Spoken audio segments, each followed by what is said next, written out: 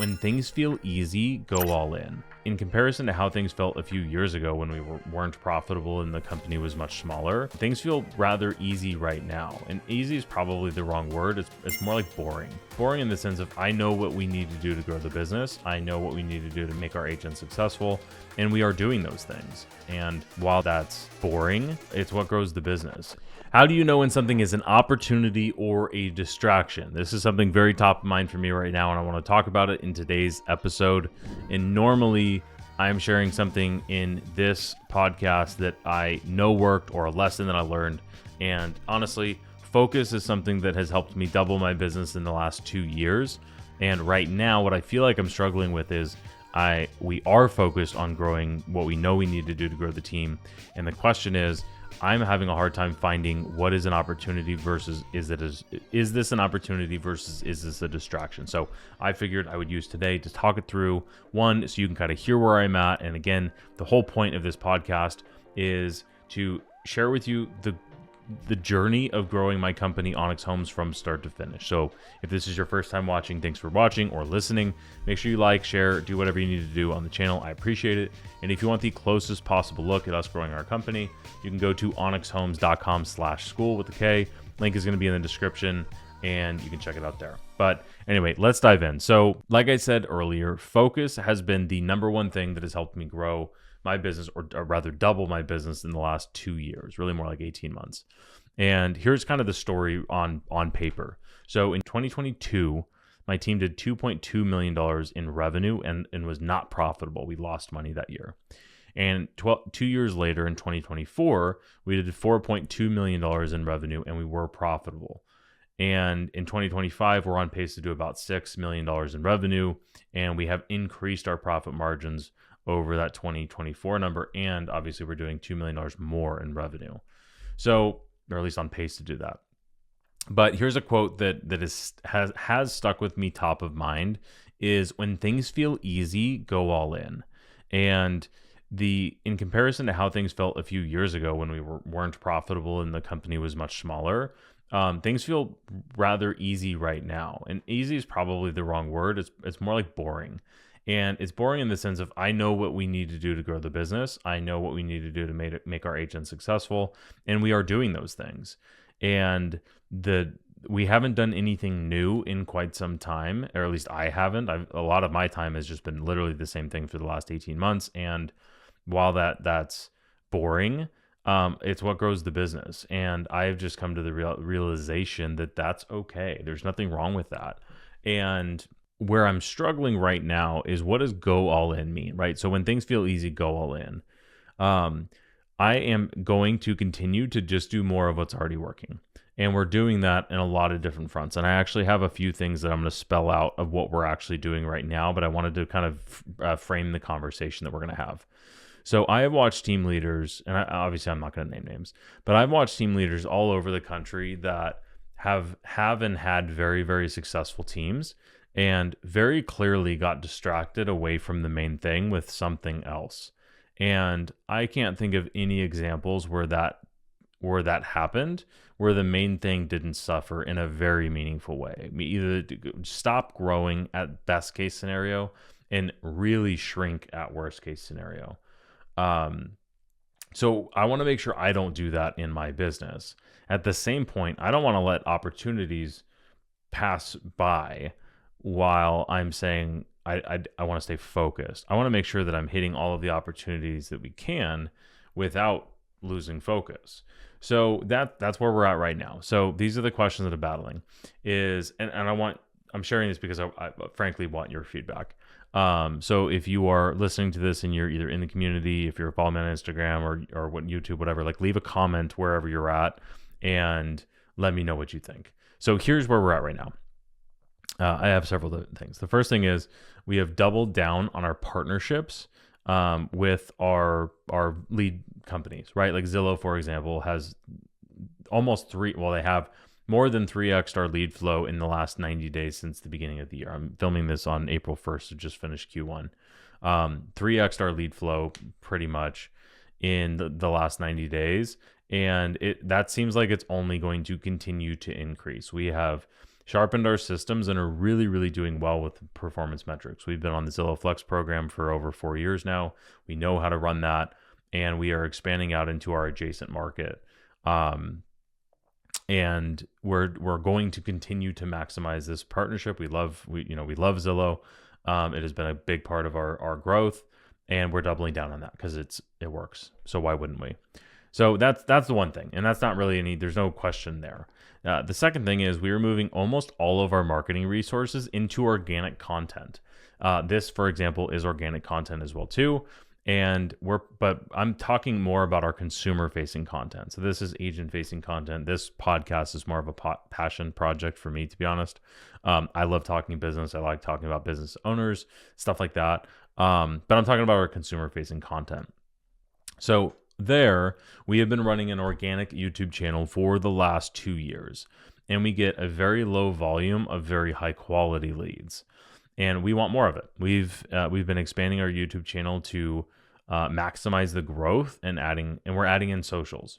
So this requires a lot more of my time to make more content. If you would have told me 3 years ago that I was going to spend 3 of my 5 days making content, I would have thought you were absolutely out of your mind. But here we are. And it seems like it's going even more in that route. And here's one of the major reasons is it is a massive leverage point. If I can make a piece of content today and it's going to generate views for us and generate leads years down the road, well, that's really, really valuable. And the more that we make, the more traction that it gets, the more views. So we're in a position right now where we've definitely had an ROI from the YouTube channel, and we want to build out the socials as well too. Now, this is going to cost way more money and time, because it's a lot of focus for my marketing team. So Carly, our marketing manager, her major only focus is building out these social channels and maximizing the YouTube channel so we can get more deal flow through this. And I'm saying this with the understanding that it's going to take 9 months to get anything out of the social side of it. YouTube side's already working. We just want to make it work better. Obviously, we're going to do more of it. And I don't expect to see any ROI from this for the next 9 months. And we're probably investing somewhere in the ballpark of $20,000 to $30,000 a month all in on this, between video editors, videographers, our marketing director of brands time, and my time. That doesn't even really factor in, my rate, if you will. So it's a lot of my time, it's a lot of my focus, and it's a lot of our marketing resource. It just is. It's almost all of our in-house marketing resources are being spent on this. But if the YouTube channel grows the way that I know it will, because there's other people, the reality is there's other people in the market that do this. There's other people in every market that do this, and it works very well. And it has never been our main thing. Our main thing has always been paid ad online leads. So why wouldn't organic online leads work? They work better. We already know they do. So we're going to continue to do more of that. And frankly, it works great for agent-facing content as well too, which is why we make it. So we're doing more of that. That's the second thing. So the third thing is, this is, I don't want to say new necessarily. And if you're new to this channel, more, better, new is the framework that we follow. So if you can do more of something, then do more of it. If you can't do any more of it, focus on doing it better.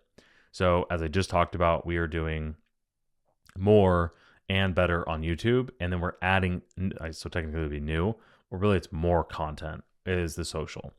So the third thing is I'm rebuilding our ISA department, and we're going hard on Google pay-per-click.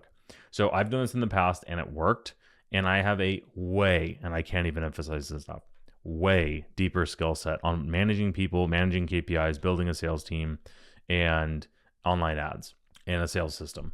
Not to mention the marketing side of it. I am way more affluent in all of those things now than I was 3 years ago when we did this.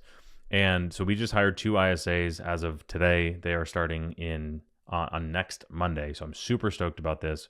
We have 2 ISAs starting, and we're starting with a $15,000 a month Google pay-per-click budget.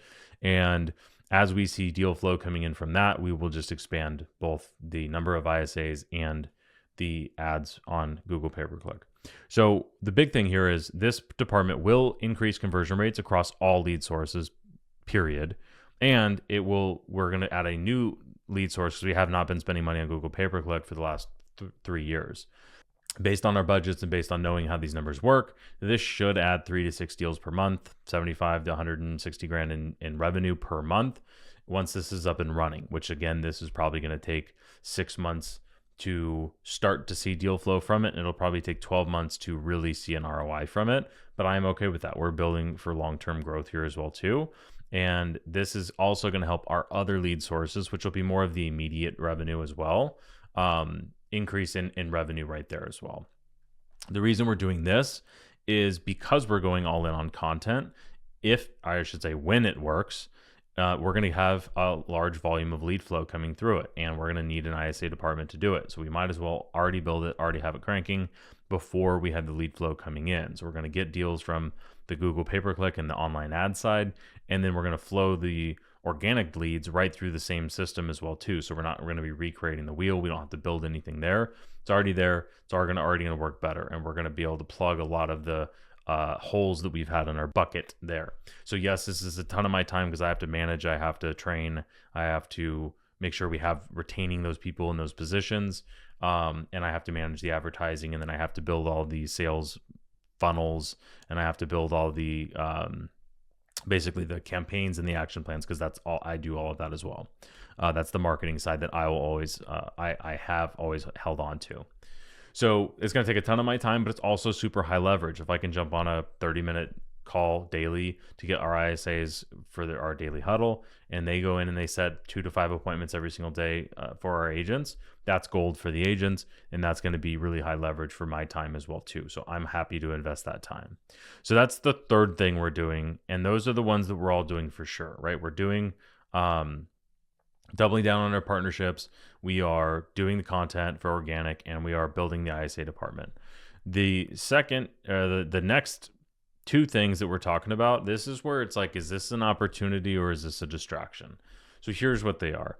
The fourth thing is recruiting events in our local market. Now, we've already done we do a lot of advertising, and people in our marketplace generally know us. But if I've learned anything in the last couple of years, ramping up our advertising, is nobody knows who you are. You need to advertise way more. And right now with what we're doing, our automated recruiting funnel, we bring in 1.4 agents on average every single week to our team. I want to bump that up to 2.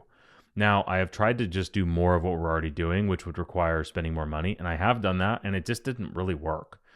We actually got worse results when we spent more money on the ads, which is a little bit stupid, but that's just life. That's how it's working right now. So we can either go down kind of the meta route, meaning Facebook and Instagram ads. We can try to run ads there to recruit more agents to our team.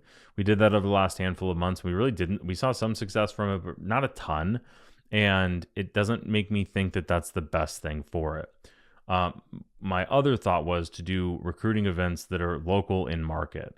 So we would run ads to get people to go to the event. So then we would be kind of killing 2 birds with 1 stone there. And we would be doing events. And these would be likely more beneficial for the agents that are already on our team. It would allow the agents on our team to take advantage of our referral program, where they can invite other friends that are in the business to an event. Instead of just saying, hey, come join our team, they can say, hey, come to this event. I'll give you a discount code or whatever. I think that there's a lot of wins here. I also like to help other people out. So if I can share some of how we do business with other people who don't join our team, that's a win as well. That's why I make content like this. So we're thinking about doing that as well. Now, here's the real problem is I can't plan an event to save my life. I already said all of my marketing resources are being moved over to content. And the rest of my admin is already stretched to the max. So where would I pull resources in order to do this? Do I hire somebody just to do this? This is new because we really haven't done events. We did an event once years and years ago, and it went terribly. But all things considered, it wasn't that bad in hindsight. To where I know we can do this. I also know that for sure this works. I just don't know if this is the right use of resources and what would have to give, or if we would have to hire somebody to do this. And is that worth the ROI versus just doing something else? So that's one thing where it's like, okay, I think we should do this. I just don't know if this is an opportunity or if this is a distraction right now. Now, the last thing is launching a team building community, which these go very well hand in hand. with recruiting events in our local market and launching this team building community. Now, full transparency, at the time that I'm filming this, I've already built this.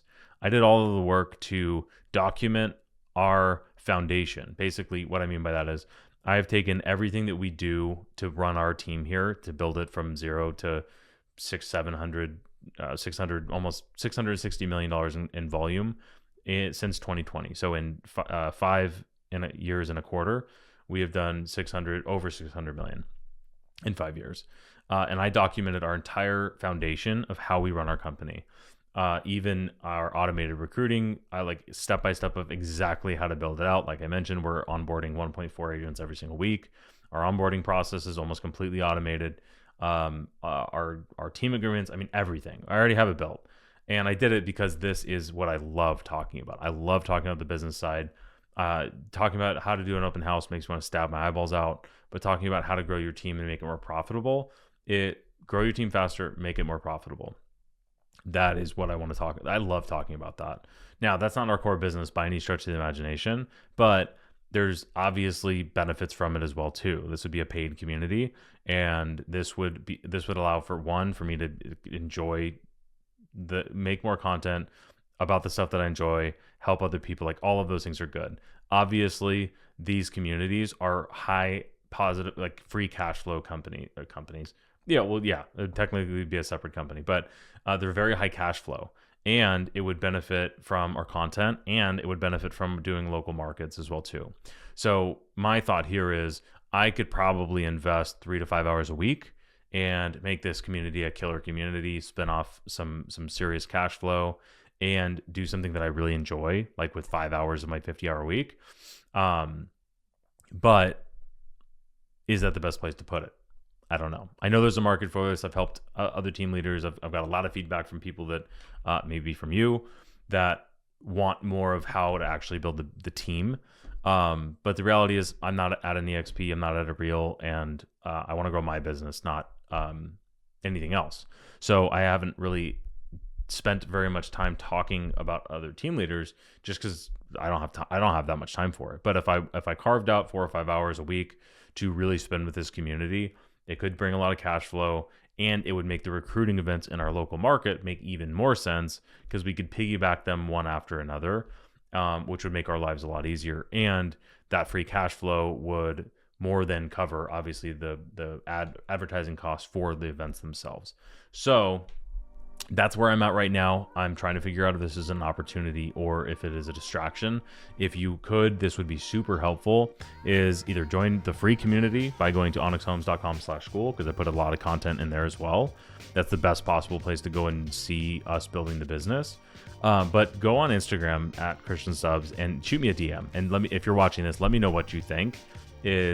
Do you think this is a distraction? Do you think this is an opportunity? Or leave a comment wherever you're watching this. I'm super curious what your thoughts are. I share a lot of this stuff on this podcast as well too, so this is like a good taste. If you've watched all of the previous episodes of this, a lot of the topics are the same things that I cover in that team building masterclass that I've already built as well too. And if you're watching this and I've already launched it, maybe join. But that's where I'm at right now. So we are for sure doubling down on our relationships we already have. We are building out, moving all of our marketing resources into content. We are building out our ISA department and going all in on Google pay-per-click. And these two things, the recruiting events, adding something new when I don't think I have the resources to do it.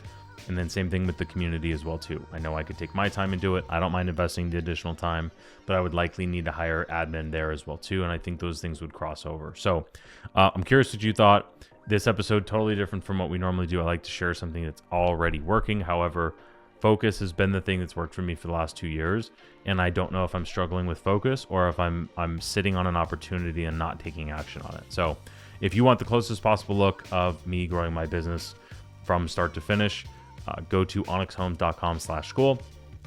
Also, if you enjoyed this, share, like, subscribe, do all the things. And if you really liked it, share it with a friend. And this is another one down of me building my business, Onyx Homes, from start to finish. And I'll see you in the next one.